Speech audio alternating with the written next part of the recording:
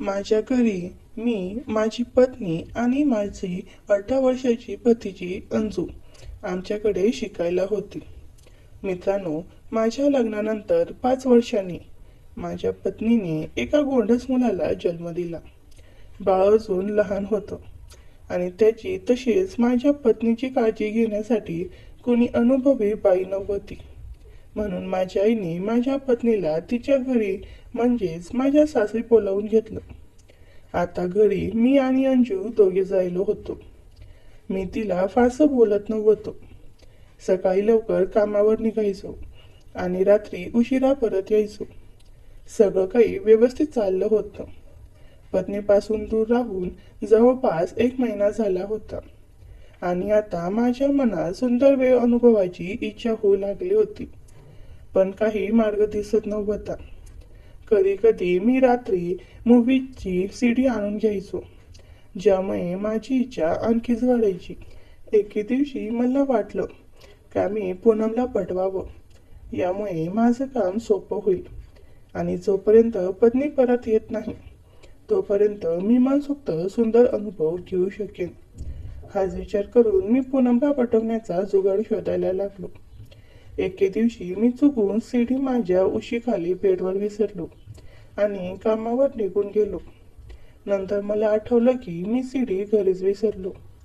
पण मग मी विचार केला, काही हरकत नाही, जर पूनमने ती सीडी पाहिली तर माझं काम आणखी सोपं होईल.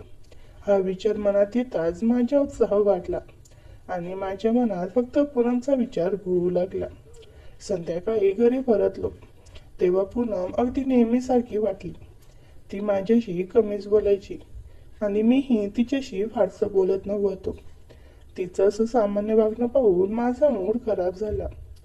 मी तर वाट पाहत होतो की तिला सीडीमुळे काहीतरी फरक पडेल आणि मला संधी मिळेल, पण माझी सगळी स्वप्न धुळीला मिळाली. त्या रात्री मी पूनमचा विचार करून 2दा हतबल केलं आणि माझ्या इच्छा दाबल्या.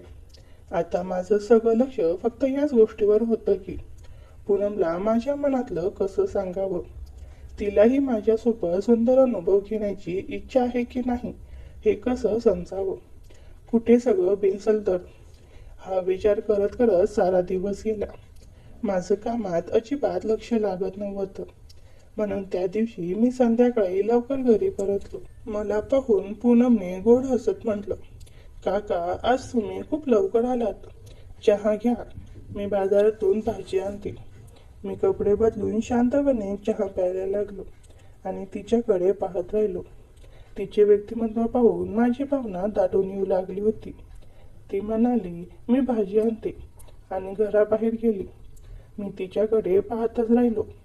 बाजारातून परतल्यावर मी तिच्या कामात गुंतली आणि मी बाहेर वरांड्यावर बसलो. थोड्या वेळाने काही कामासाठी आत गेलो तेव्हा पाहिलं की तिच्या खोलीचा दरवाजा बंद आहे, पण त्याला कडी नव्हती.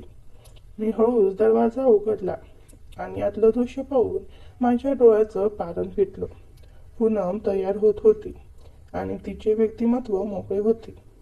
मी विचार केला, आता तर योग्य संधी आहे. आज जाऊन तिला सुंदर वेळचा अनुभव बद्दल बोलायचा. पण मनात भीती होती, कुठे गोष्ट बिघडली तर. आमच्यात कधी जास्त बोलणं किंवा मस्करी झाली नव्हती. हा विचार करत असताना दाराची बेल वाजली आणि मी घाईघाईने बाहेर आलो. शेजारी राहणारी काकू आणि त्याची मुलगी आल्या होत्या. माझा सारा मूड खराब झाला. एक सुवर्ण संधी हातातून निसटली. त्याच दरम्यान मी 2 दिवसाची सुट्टी घेऊन माझ्या घरी म्हणजे सासरी गेलो, कारण माझ्या मुलाला आणि पत्नीला भेटून बरेच दिवस झाले होते. पण तिथेही पत्नीसोबत सुंदर वेळ घालवण्याची संधी मिळाली नाही. 2 दिवस थांबून मी परत आलो आणि मुद्दाम रात्रीच्या ट्रेनने आलो. रात्री 2 वाजता मी आलो. पूनम घरी एकटीच असल्यामुळे तिची मैत्रीण अंजू तिच्याकडे आली होती. त्या दोघी माझ्या खोलीत माझ्या बेडवर झोपल्या होत्या. मी पूनमला म्हणालो, इथे झोप, मी एका कोपऱ्यात झोपतो. पूनम मध्ये होती आणि अंजू किनाऱ्यावर. मी तयार होऊन दुसऱ्या कोपऱ्यात झोपलो, पण मला झोप येईना. करवट घेण्याच्या बहाण्याने मी माझा एक हात पूनमवर ठेवला आणि हात तिच्या व्यक्तिमत्वावर. माझा प्रभाव वाढला, त्यामुळे तिची झोपमोड झाली. पण मी झोपेचं नाटक केलं. तिला वाटलं मी खूप दमून घरी झोपेत आहे. माझा हात अजूनही तिच्या व्यक्तिमत्वावर होता आणि मला तिच्या मनाचा अंदाज येत होता. कदाचित तिच्यातली भावना जागृत झाली होती. मग मी शांतपणे झोपलो. पण मनात ठरवलं की आता पूनमला लवकरच सुंदर अनुभवासाठी तयार करायचा. अंजूमुळे मला चिडचिड झाली होती. ती नसती तर कदाचित मी त्या रात्रीच मजा घेतली असती. पण काही गोष्टी वेळेआधी होत नाहीत. नंतर मला कधी झोप आली कळालेच नाही. रात्रीच्या प्रवासामुळे मला सकाळी लवकर जागही आली नाही. गडबडीत अंघोळ नाश्ता करून कामावर निघालो. थोडा दूर जाऊन मित्राला कॉल करण्यासाठी मोबाईल पाहिलं, तर मोबाईल घरीच विसरलो होतो. लगेच गाडी वळवली आणि घराकडे गेलो, तेव्हा दरवाजा बंद होता. मी हँडल फिरून पाहिलं तर तो उघडला आणि बिनधास्त आत शिरलो. पण मनात पूनम खोलीत नव्हती. तिच्या मेकअप टेबलावर माझा मोबाईल दिसला. मी तिथून जायला निघालो. इतक्यात बाथरूमचा दरवाजा उघडला आणि पूनम घाईघाईने बाहेर आली. मला पाहताच ती तिथे सावरून उभी राहिली. तिने लगेच बेडशीट ओढली आणि स्वतःला झाकली, कारण ती तशीच बाहेर आली होती. काका, तुम्ही इथे कसा? तिचा चेहरा आळशी आणि संतापाने लाल झाला होता. त्या क्षणी परिस्थिती अशी झाली की मी स्वतःच गोंधळलो. मी फक्त विचार करत होतो, पण आज माझ्या समोर तिला पाहिल्यावर मी दंगच राहिलो आणि मी लगेच तिच्या खोलीतून बाहेर पडलो आणि ती स्वतःला सावरत एका बाजूला उभी राहिली. मी शांतपणे बाहेर निघालो आणि कामावर पोहोचलो. पण मला अजिबात शांतता मिळाली नाही. काही वेळापूर्वी जे मी पाहिलं होतं, त्यानंतर मला काय होतंय हे मलाच कळत नव्हतं. मी खूप स्वतःला सावरण्याचा प्रयत्न केला, पण मी ते करू शकलो नाही, कारण ती माझ्या मनावर चढली होती. संध्याकाळी मी घरी परतलो. दाराची बेल वाजवली. पूनम दरवाजाची कडी काढून खाली मान घालून लगेच तिच्या खोलीत निघून गेली. मी फ्रेश होऊन तिला जेवणासाठी आवाज दिला. ती आली. आम्ही काही न बोलता जेवण करून आपापल्या खोलीत निघून गेलो. मी विचार करू लागलो की पूनमशी कसं बोलायचं. मग मला एक आयडिया सुचली. सकाळी मी मुद्दामून उठलोच नाही. त्या दिवशी मी कामावरही गेलो नाही. पूनम माझ्याकडे आली, पण माझ्याशी बोलायची तिला हिंमतच होत नव्हती. दुपारी जेवणानंतर मी खोलीत येऊन झोपलो.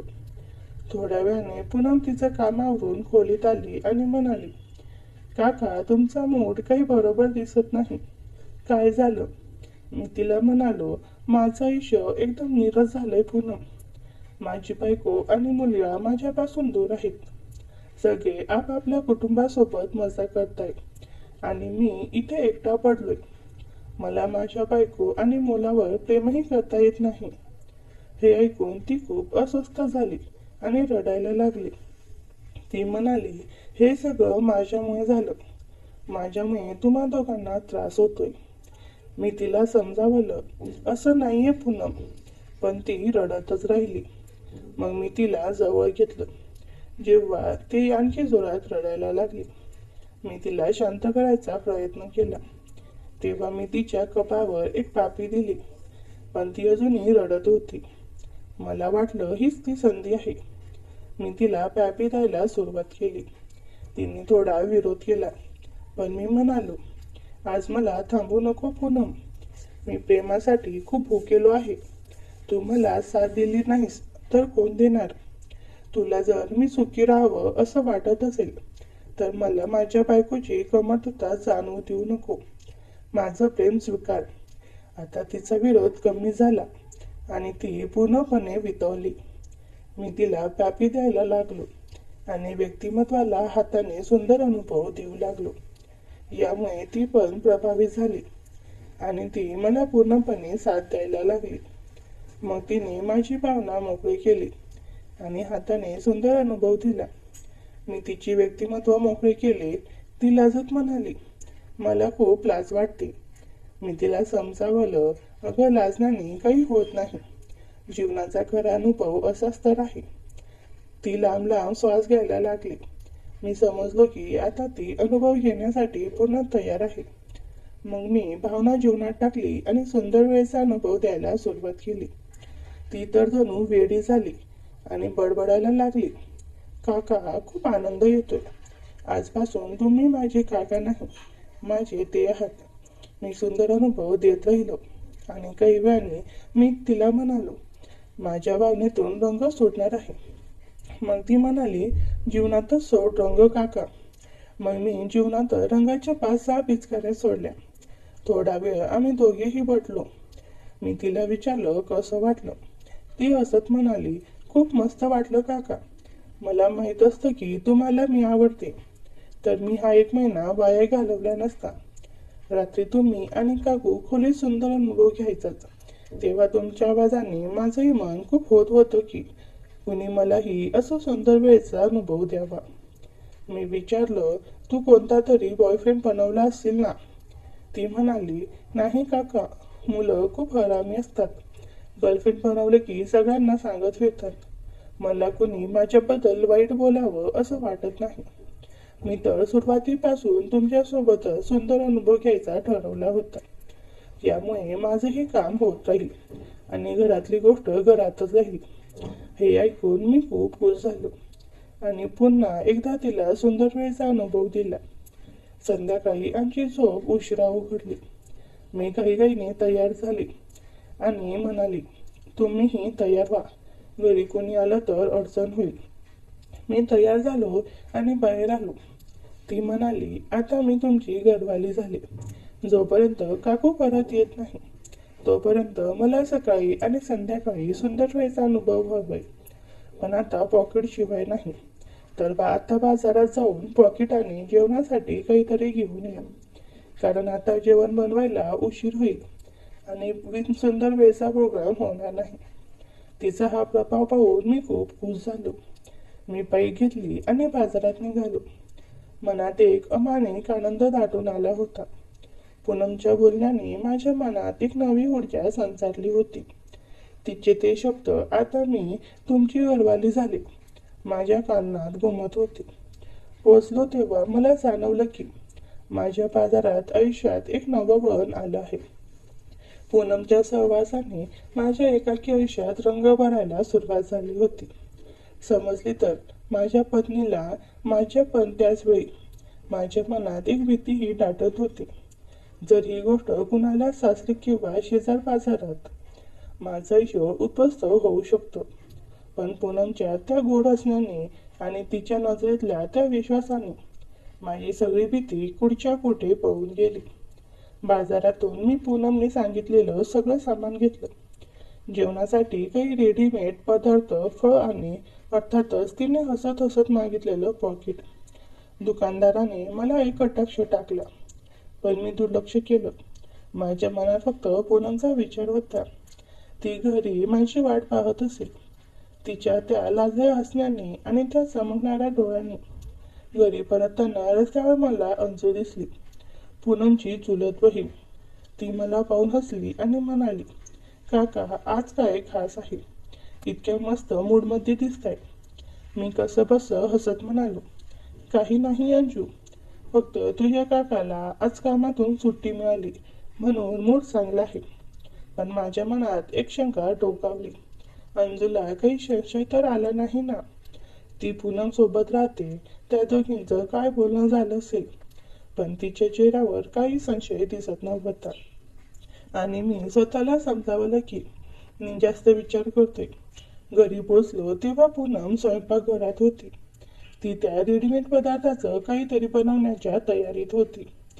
तिच्या चेहऱ्यावर एक मंद हसू होतं आणि ती माझ्याकडे पाहून म्हणाली, काका, इतकं सगळं सामान आणलं, आता तर मला खूप काम करावं लागेल. मी हसत तिच्या जवळ गेलो आणि हळूच तिच्या कानात म्हणालो, कामाची काळजी करू नको पूनम, आता तुझं आणि माझं काम रात्रीच होणार आहे. ती लाजली आणि तिने मला हलकेच ढकलत म्हटलं, काका, कुणी ऐकेल, शांत व्हा. पण तिच्या डोळ्यामधली ती चमक मला सांगत होती की ती माझ्यात इतकीच प्रभावी आहे. संध्याकाळी आम्ही दोघांनी मिळून जेवण केलं. पूनम स्वयंपाकघरात गाणं गुणगुणत होती आणि तिला म्हणूनच चिडवत होतो. पूनम, तुझ्या गाण्याने तर सगळं घर रंगीत झाले. ती हसत म्हणाली, काका तुम्ही पण गाणं गा ना, मला ऐकायचे. मी हसत म्हणालो, माझं गाणं तुला रात्री ऐकायला मिळेल. ती पुन्हा लाजली आणि आमचं असं हसणं खिदवणं चालू राहिलं. त्या क्षणी मला वाटलं की आयुष्य खरंच खूप सुंदर आहे. पण माझ्या मनात कुठेतरी एक विचार डोकं काढत होता, हे सगळं किती काळ चालणार. रात्री जेवण झाल्यावर पूनम आणि मी लिव्हिंग रूम मध्ये बसलो. टीव्हीवर काहीतरी चालू होतं, पण आमचं लक्ष टीव्हीवर नव्हतं. पूनमने हळूच माझा हात धरला आणि म्हणाले, काका आज रात्री तुम्ही मला काही नवीन शिकवणार का? तिच्या त्या बोलण्याने माझी भावना दाटून येऊ लागली.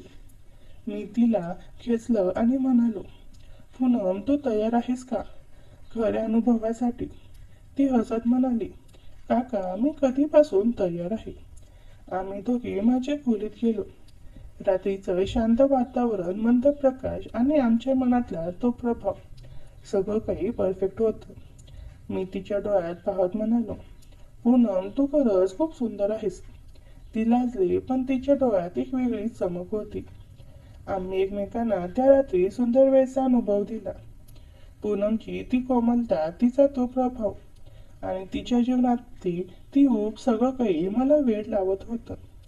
आम्ही त्या रात्री एकमेकांना खूप काही दिलं आणि त्या क्षणात मला वाटलं की मी स्वर्गात आहे. पण त्या रात्रीच्या आनंदातही माझ्या मनात एक शंका टोकावली. अंजू आज रात्री कुठे आहे? ती नेहमीप्रमाणे तिच्या मैत्रिणीच्या घरी अचानक परत आली तर मी किंवा तिला काही संशय आला तर? पूनमला विचारलं, अंजू कुठे आहे? ती परत येणार नाही ना? पूनम हसत म्हणाली, काका काळजी करू नका. अंजू आज रात्री तिच्या घरी आहे आणि ती काहीच बोलणार नाही. ती माझी बेस्ट फ्रेंड आहे. त्या विश्वासाने मला थोडं बरं वाटलं. पण तरीही माझ्या मनातली शंका पूर्णपणे गेली नव्हती. दुसऱ्या दिवशी सकाळी मी लवकर उठलो. पूनम अजून झोपली होती. तिचा तो शांत चेहरा पाहून मला खूप आनंद झाला. मी हळूच उठलो आणि चहा बनवायला स्वयंपाकघरात गेलो. तेवढ्या दाराची बेल वाजली. मी गेलो आणि दार उघडलं तर समोर अंजू उभी होती. तिच्या चेहऱ्यावर एक विचित्र हसू होतं. ती म्हणाली, काका काय चाललंय? पूनम अजून झोपली आहे का? मी कसंबस हसत म्हणालो, हो ती रात्री उशिरा झोपली म्हणून अजून उठली नाही. पण अंजूच्या डोळ्यातली ती चमक मला काहीतरी वेगळं सांगत होती. तिला काहीतरी माहीत आहे का? अंजू आत आली आणि स्वयंपाकघरात गेली. ती पूनमला उठवायला गेली आणि मी माझ्या खोलीत गेलो. माझ्या मनात विचाराचं काऊर माजलं होतं.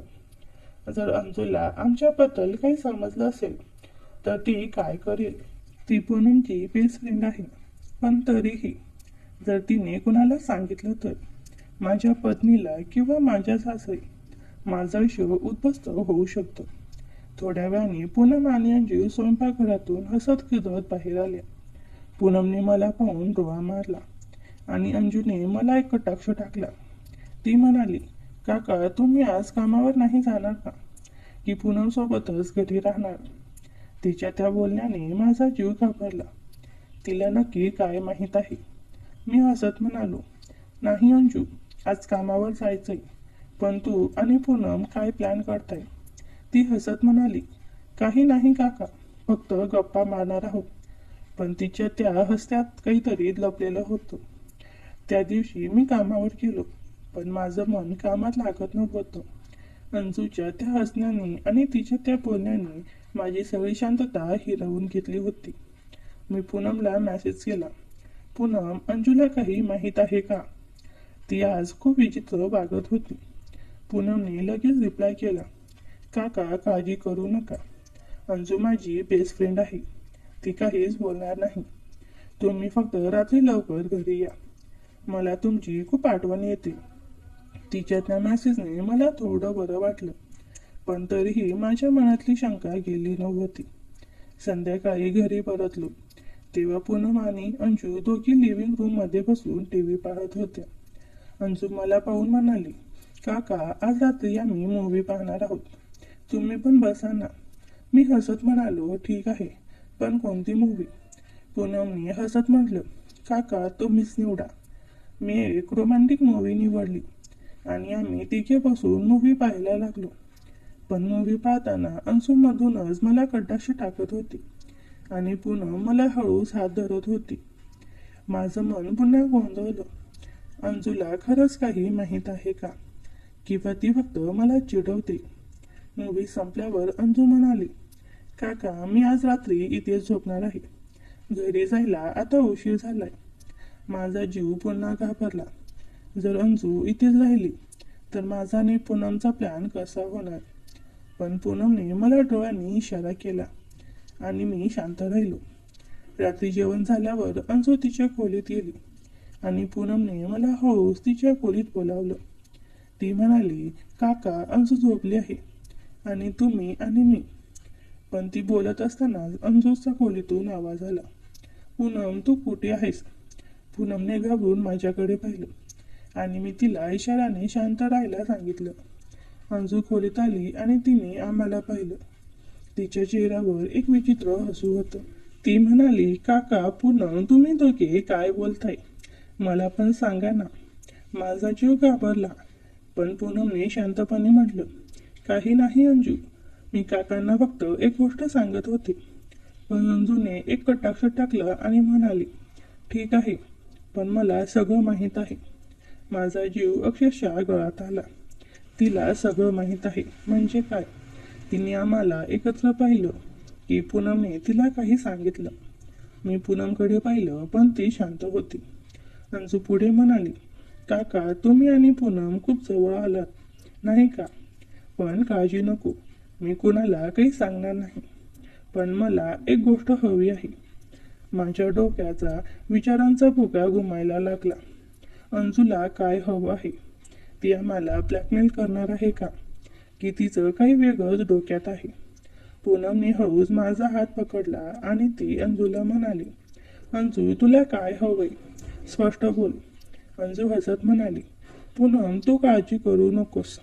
मी फक्त तुमच्यासोबत थोडा वेळ घालवायला आले आहे. आणि काका तुम्ही पण थोडा सुंदर वेळचा अनुभव द्या ना. तिच्या त्या बोलण्याने माझ्या पायाखालची जमीन सरकली. अंजू नेमकं काय म्हणते? तिला आमच्या सामील व्हायचं आहे की ती आम्हाला फक्त चिडवते? पूनमचा चेहरा पण पांढरा पडला होता. ती अंजूकडे रागाने पाहत होती. पण अंजूच्या चेहऱ्यावर तीच ती विचित्र हसू होती. त्या रात्री अंजू आमच्या सोबतच राहिली आणि माझा पण आणि पूनमचा प्लॅन पूर्णपणे फसला. माझ्या मनात एक प्रश्न घुमत होता, अंजूला नेमकं काय माहीत आहे आणि ती पुढे काय करणार आहे? हसण्यात आणि तिच्या त्या बोलण्यात काहीतरी रहस्य लपलेलं होतं जे मला आणि पूनमला अजून समजलं नव्हतं. आणि त्या रात्री जेव्हा मी झोपायला गेलो तेव्हा मला एक मेसेज आला अंजूचा. फक्त एक वाक्य होतं, काका उद्या रात्री तुम्ही आणि मी एकटे बोलू. मला तुमच्याशी काही खास बोलायचं आहे. त्या एका वाक्याने माझी झोप उडवली. अंजू नेमकं काय बोलणार आहे? तिला माझ्या आणि पूनमबद्दल सगळं सगळं माहीत आहे का? की ती फक्त मला चिडवते? माझ्या मनात विचाराचं काहू माजलं. पूनमला याबद्दल काही सांगावं का? पण जर अंजूने तिला काही सांगितलं असेल तर पूनम माझ्यापासून का लपवते? दुसऱ्या दिवशी सकाळी मी उठलो तेव्हा पूनम स्वयंपाकघरात चहा बनवत होती. तिच्या पण आज चेहऱ्यावरतीच ती गोड हसू होती ज्याने माझं मन नेहमी वेळ लावायचं. माझं लक्ष तिच्यावर नव्हतं. अंजू कुठे आहे? ती अजून उठली नव्हती का? मी पूनमला हळूच विचारलं, पूनम अंजू कुठे आहे? ती हसत म्हणाली, काका ती अजून झोपली आहे. काल रात्री ती मला खूप वेळ गप्पा मारत होती. मी विचारलं कशाबद्दल? पूनमने मला एक कटाक्ष टाकला आणि म्हणाली, असंच काहीतरी, मुलींच्या गप्पा. तुम्हाला काय करायचं? तिच्या त्या हसण्याने मला थोडं बरं वाटलं. पण अंजूचा मेसेज माझ्या डोक्यातून जात नव्हता. मी कामावर जायच्या तयारीला लागलो पण माझं मन कामात अजिबात लागत नव्हतं. ऑफिसमध्ये बसलो असताना माझ्या डोळ्यासमोर अंजूचं ते विचित्र हसू आणि तिचा तो मेसेज येत होता. दुपारी मी पूनमला मेसेज केला, पूनम, अंजू आज रात्री काकांकडे जाणार आहे का? तिने ताबडतोब रिप्लाय दिला, काका काळजी नको, ती आज रात्री घरी जाणार आहे. आज रात्री फक्त तुम्ही आणि मी. तिच्या त्या मेसेजने मला थोडा दिलासा मिळाला. पण अंजूने मला रात्री एकट्याने बोलायला सांगितलं होतं. ती काकांकडे जाणार आहे, तर मग ती मला कधी भेटणार? संध्याकाळी मी घरी परतलो तेव्हा अंजू आणि पूनम दोघी लिव्हिंग रूम मध्ये बसून हसत खेळत होते. अंजू मला पाहून म्हणाली, काका आज लवकर आलात, काय खास? पूनमला मला आहे. तिच्या त्या बोलण्यात पुन्हा तो खट्यापणा होता. मी हसत म्हणालो, काही नाही अंजू, फक्त थोडं थकल्यासारखं वाटते. डोळा मारला आणि म्हणाली, काका चहा घ्या, मी आता जेवण बनवते. अंजू उठली आणि म्हणाली, मी काकांकडे जाते, रात्री उशिरा परत येईल. ती गेल्यावर पूनमला विचारलं, पूनम, अंजू आज खूप विचित्र वागते, तिला काही माहीत आहे का?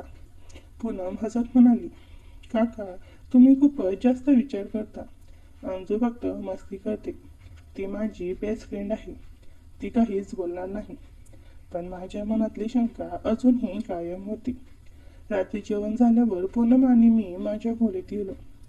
ती मला जवळ घेऊन म्हणाली, काका आज रात्री अंजू नाही. तिच्या त्या बोलण्याने माझ्या मनात भावना दाटून आली. आम्ही एकमेकांना सुंदर अनुभव, पूनमची ती कोमलता मला वेळ लावत होती. पण त्या सुंदर अनुभवाच्या क्षणही माझ्या मनात अंजूचा तो मेसेज घुमत होता. ती रात्री उशिरा परत येणार आहे, म्हणजे ती मला कधी भेटणार? रात्री 10:30 वाजता दाराची बेल वाजली. पूनमने घाबरून माझ्याकडे पाहिलं. ती म्हणाली, काका ही अंजूच असेल. मी पाहते. ती दार उघडायला गेली आणि खरंच अंजूच होती. ती आत आली आणि मला पाहून म्हणाली, काका तुम्ही अजून जागे आहात, मला तुमच्याशी बोलायचं आहे. पूनम तू झोप ना, मी काकांना थोडं काम आहे. पूनमचा चेहरा पांढरा पडला, पण ती काही न बोलता तिच्या खोलीत गेली. अंजू मला म्हणाली, काका बाहेर वरांड्यावर चला, थोडं खास बोलायचं आहे. माझा जीव घाबरला, पण मी तिच्यासोबत बाहेर गेलो. वरांड्यात मंद प्रकाश होता आणि अंजू माझ्या समोर उभी राहिली. तिच्या चेहऱ्यावर तीच ती विचित्र हसू होती. ती म्हणाली, काका तुम्हाला माहीत आहे ना, मला सगळं माहीत आहे. तुम्ही आणि पूनम, तुमचे हे सगळं. माझ्या पायाखालची जमीन सरकली. मी कसं म्हणालो, अंजू तू काय बोलतेस? काहीच नाही असं. पण ती हसत म्हणाली, काका मला सगळं माहीत आहे. मी पूनमची बेस्ट फ्रेंड आहे, ती मला सगळं सांगते. पण काळजी नको, मी कुणाला काही सांगणार नाही. पण मला एक गोष्ट हवी आहे. माझ्या डोक्यात विचारांचं काहूर माजलं. तिला काय हवं आहे?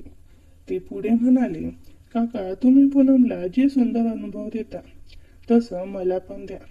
मला पण त्या सुंदर वेळेचा अनुभव हवाय. तिच्या त्या बोलण्याने माझ्या की कसली डोळ्याचं पारणं फिटलं. मागणी आहे, मी तिला म्हणालो, अंजू तू काय बोलतेस, हे चुकीचं आहे. पण ती हसत म्हणाली, काका चुकीचं काय आहे? तुम्ही आणि पूनम तर आनंदात आहात, पण मला पण थोडा सुंदर वेळचा अनुभव हवाय. आणि जर तुम्ही मला नाही म्हटलात, तर मला सगळं सांगावं लागेल. तुमच्या बायकोला, तुमच्या सासरी. माझा जीव घाबरला. अंजू मला ब्लॅकमेल करते. मी तिला म्हणालो, अंजू असं करू नको, पूनमला त्रास होईल. ती हसत म्हणाली, काका पूनमला काही त्रास होणार नाही, ती माझी बेस्ट फ्रेंड आहे. मी तिला सगळं सांगितलं आहे आणि ती तयार आहे. माझ्या डोक्यात सगळं गोंधळलं. पूनमला अंजूने सगळं सांगितलं. मी आणि ती तयार आहे म्हणजे काय? काही पूनमच्या खोलीत गेलो. ती बेडवर बसली होती. तिच्या चेहऱ्यावर एक विचित्र भाव होता. मी तिला विचारलं, पूनम, अंजू मला काय काय बोलली? तू तिला सगळं सांगितलंस? ती हौस म्हणाली, काका मला माहीत होतं की अंजूला सगळं कळेल. ती माझी बेस्ट फ्रेंड आहे. मी तिला सगळं सांगितलं, पण मी विचार केला नव्हता की ती असं काही मागेल. तिच्या डोळ्यात पाणी आलं होतं. मी तिला जवळ घेतलं आणि म्हणालो, पूनम आता काय करायचं? अंजू सगळ्यांना आता काय करायचं? अंजू सगळ्यांना सांगेल असं म्हणते. पूनम थोडा वेळ शांत राहिली आणि मग ती म्हणाली, काकू, अंजू मला खूप जवळची आहे. ती कुणाला काही सांगणार नाही, पण तिला पण तुमच्यासोबत सुंदर अनुभव घालवायचा आहे. मी तिला नाही म्हणू शकत नाही. ती माझी बेस्ट फ्रेंड आहे. माझ्या डोक्यात सगळं गोंधळलं. पूनम अंजूला सामील करायला तयार होती. मी तिला म्हणालो, पूनम, हे सगळं खूप गुंतागुंतीचं होतं. जर आपण अंजूला नाही म्हटलो तर ती सगळ्यांना सांगेल, आणि जर आपण तिला सामील केलं तर हे सगळं आणखी बिघडेल. पूनम हसत म्हणाली, काका, काळजी नको. अंजू फक्त थोडा वेळ मागतील. ती कुणाला काही सांगणार नाही आणि मी तिच्या सोबत आहे. आपण तिघे सुंदर अनुभव घेऊ. तिच्या त्या बोलण्याने माझ्या डोक्यात सगळं गोंधळलं. पूनम खरंच असं म्हणते की ती अंजूच्या दबावाखाली आहे. त्या रात्री अंजू पुन्हा माझ्या खोलीत आली. ती पूनम सोबत होती आणि दोघीच्या चेहऱ्यावर एक हसू होतं. अंजू म्हणाली, काका, आता काळजी नको. पूनम आणि मी सगळं ठरवलं आहे. आज रात्री आपण तिघी मिळून मजा करणार आहोत. माझा जीव घाबरला, पण पूनमने माझा हात धरला आणि म्हणाली, काका, अंजू माझी बेस्ट फ्रेंड आहे. ती आपल्याला कधीच त्रास देणार नाही. चला, आज रात्री आपण सगळे सुंदर वेळेचा अनुभव घेऊ. त्या रात्री माझ्या आयुष्यात एक नवं वळण आलं. पूनम आणि अंजू दोघी माझ्यासोबत होत्या आणि आम्ही तिघे सुंदर अनुभवात हरवलो. अंजूची ती हसू, पूनमची ती कोमलता आणि त्या दोघीचा तो प्रभाव, सगळं काही मला वेड लावत होतं. पण त्या आनंदाच्या क्षणीही माझ्या मनात एक शंका होती. हे सगळं किती काळ चालणार? जर माझ्या पत्नीला किंवा सासरी याबद्दल काही समजलं तर माझं आयुष्य उद्ध्वस्त होईल. दुसऱ्या दिवशी सकाळी मी उठलो तेव्हा पूनम आणि अंजू दोघी पण माझ्या स्वयंपाकघरात हसत होत्या. मनात एक विचित्र भीती होती. अंजूच्या त्या ब्लॅकमेलिंगच्या धमकीने मला अस्वस्थ केलं होतं. मी पूनमला एकट्याला विचारलं, पूनम, अंजू खरंच कुणाला काही सांगणार नाही ना? ती हसत म्हणाली, काका, काळजी नको. अंजू माझी बेस्ट फ्रेंड आहे. ती कधीच असं काही करणार नाही. पण माझ्या मनातली शंका गेली नाही. त्याच दुपारी मला माझ्या पत्नीचा फोन आला. ती म्हणाली, तुम्ही कशी आहात? मी आणि बा उद्या घरी येतोय. माझा जीव घाबरला. माझी पत्नी उद्या घरी येणार आहे. मग आता पूनम आणि अंजूचं काय होणार? मी पूनमला सांगितलं आणि तिचा चेहरा पांढरा पडला. ती म्हणाली, काका, आता काय करायचं? दीदी येणार आहे आणि अंजू. ती बोलत असतानाच अंजू खोलीत आली आणि म्हणाली, काय झालं पूनम? काका, काही प्रॉब्लेम आहे का? मी अंजूला सगळं सांगितलं आणि ती हसत म्हणाली, काका, काळजी नको. मी सगळं सांभाळेन. पण त्याआधी तुम्हाला अजून एकदा एक सुंदर अनुभव द्यावा लागेल. तिचं हे वाक्य ऐकून माझं डोकंच फिरून गेलं. अंजू नक्की काय करणार होती? ती माझ्या पत्नीला सगळं सांगणार होती का? आणि पूनम, तिचं काय मत असेल यावर? माझं आयुष्य आता कोणत्या वळणावर येणार आहे हे सगळं काळच ठरवणार होता. हे सगळं आपण पाहणार आहोत पुढच्या भागात. जर तुम्हाला भाग 2 लगेच पाहायचा असेल तर BM मराठी कथा आपल्या नवीन चॅनलवर लगेच टाकणार आहे.